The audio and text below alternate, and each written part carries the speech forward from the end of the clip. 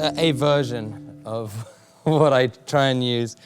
I really like these whammy pedals, so that's what's all this sort of...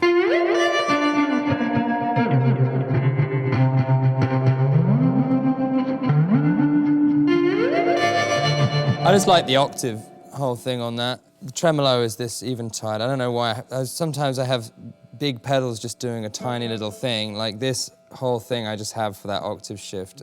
You've got your classic memory sort of guy over here.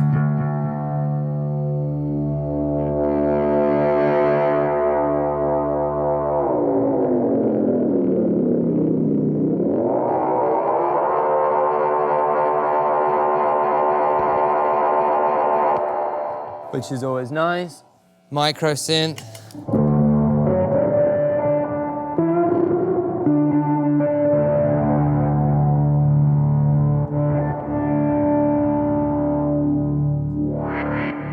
I got this little lo-fi loop junkie pedal, which is a Zvex.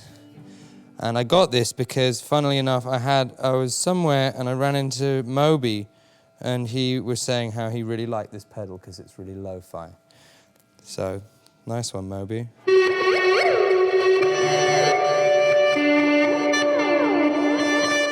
I kind of just like, I have mostly just a few distortions and stuff, and as you can tell, I like backwardsy sounding stuff. Two guitars, okay. This is the Silver Jet, because when I first ordered it, I ordered the Sparkle Jet, presuming that Sparkle would be sparkles. The Sparkle one is in fact silver, and the silver one is sparkly.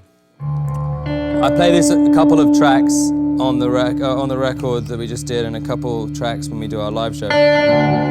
It's just got, I use it with a blues driver, it's just got a really great kind of...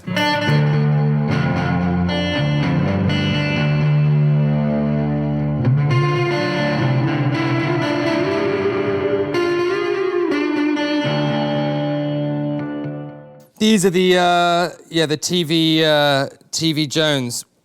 They're the more powerful versions of the Duo Jet ones. They're like the deluxe Duo Jet ones.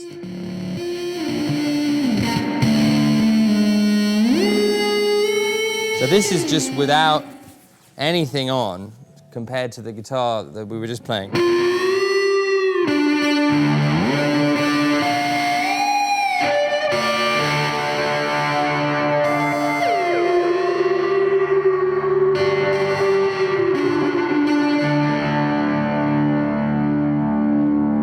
I never really play this on anything other than the bass pickup, because it's that closest thing you can get.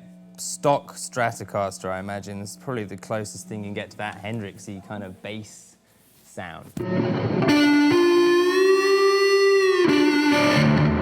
They get a lot louder when you sand the front off. I've actually just sanded, not the sides off, and that striping around there is just because you sanded it very precisely.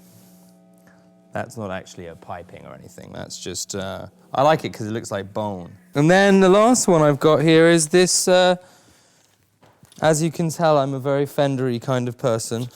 Again, I think that probably comes from my dad buying me a Mustang when I first started and buying me or giving me a Strat. And this thing is great. I tend to use it. Again, it's a little bit quiet compared to the Lace Sensors. That's just, those things are just stupidly loud. That's why I like them.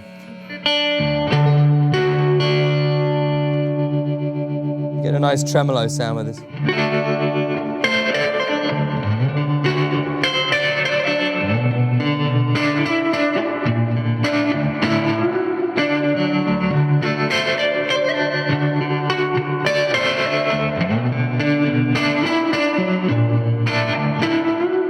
Now, this is the one I do like to use, the selector switch. You can get a really raspy, depending on how your evening's going, if it's too bassy up there on stage, you can...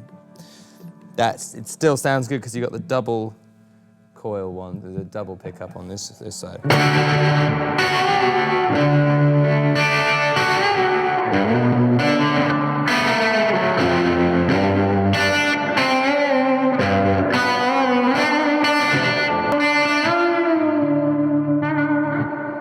This thing is amazing, and you can play a whole set and just bang it, and it doesn't go out of tune, and it's just really good.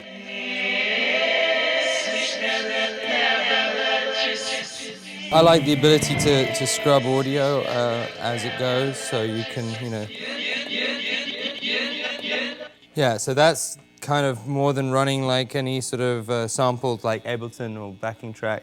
Ableton's great and everything, but I like to have the chaos screens.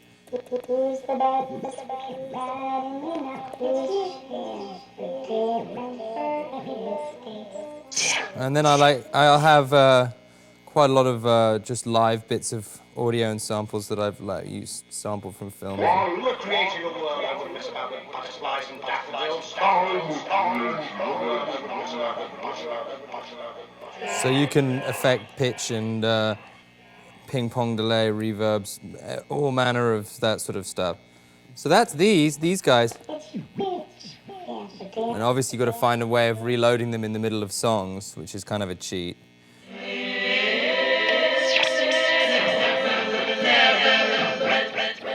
I would have started with laser crop.